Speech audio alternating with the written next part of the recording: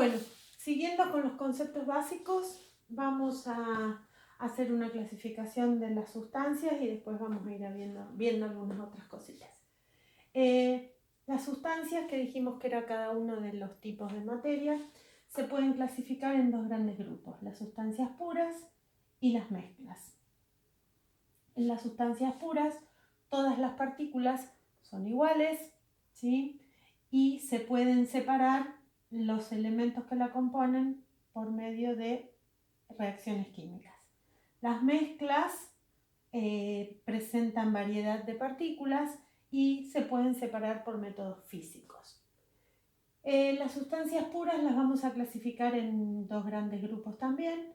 Las sustancias puras simples, que son los elementos que aparecen en la tabla periódica, por ejemplo, sodio, oxígeno, nitrógeno, bario, cadmio, todos esos que aparecen en la tabla.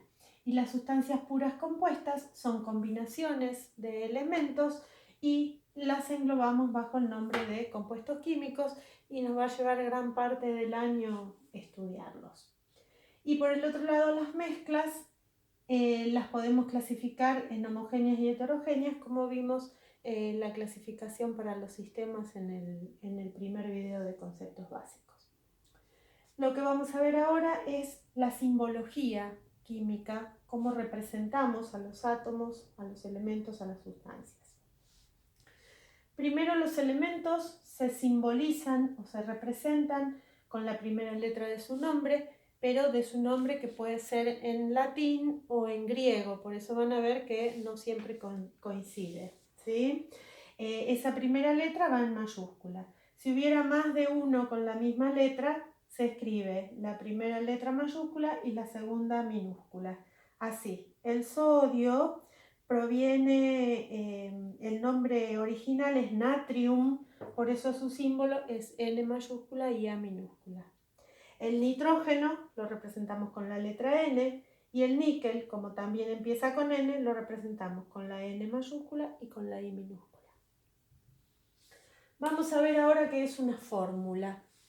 La fórmula es la representación de una sustancia compuesta, ¿sí? Indica qué elementos la forman y en qué cantidad se encuentra cada elemento. Así, por ejemplo, el agua, la fórmula del agua es H2O. ¿Qué significa eso? Que hay dos átomos de hidrógeno y un átomo de oxígeno formando la molécula.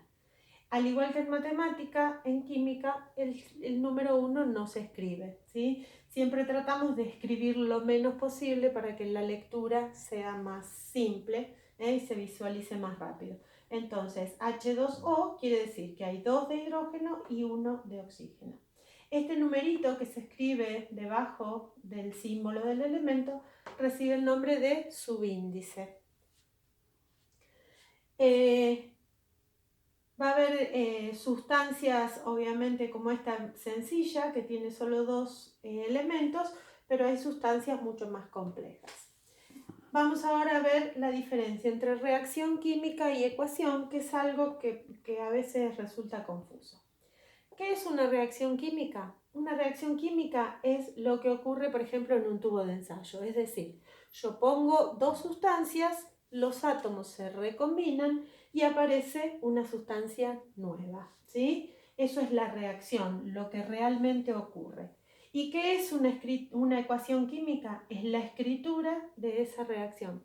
Es la forma en la que estoy escribiendo lo que sucede en el tubo de ensayo. Es algo parecido a matemáticas, ¿sí? Una operación matemática que es una suma, una resta, una multiplicación, ¿sí? Y una ecuación matemática que es escribir esa cuenta que estoy realizando. La ecuación química entonces es la escritura de la reacción. Por ejemplo, y para seguir con el caso del agua, el agua está formada por hidrógeno y oxígeno, entonces la reacción química involucra al hidrógeno al cual se le suma el oxígeno y la sustancia nueva que aparece es el agua. Vamos a analizar cuál es cada una de las partes de esta ecuación. Siempre se escribe las sustancias iniciales a la izquierda de la ecuación y reciben el nombre de reactivos. A continuación se escribe una flecha, ¿sí? Que es el equivalente al signo igual de matemáticas, pero en química se escribe siempre la flecha, no se puede escribir el signo igual. Y a la derecha de esa flecha se escriben las sustancias nuevas que se forman, que reciben el nombre de productos. Puede ser uno o varios productos, de la misma forma que puede ser uno o varios reactivos.